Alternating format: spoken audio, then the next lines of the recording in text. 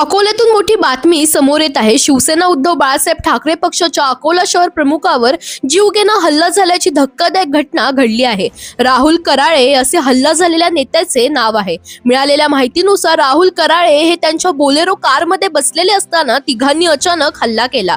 हल्लेखोर तलवार आणि लोखंडी पाईप घेऊन आले होते। त्यांनी कारच्या काचा फोडल्या असून हा संपूर्ण थरार सीसीटीव्हीच्या कॅमेऱ्यात कैद झाला।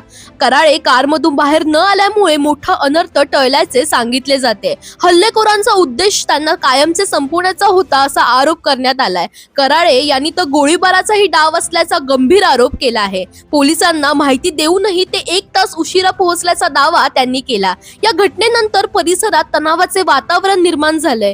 आमदार नितीन देशमुख यांनी 12 तासात आरोपींना अटक न झाल्यास आक्रमक भूमिका घेण्याचा इशारा दिलाय।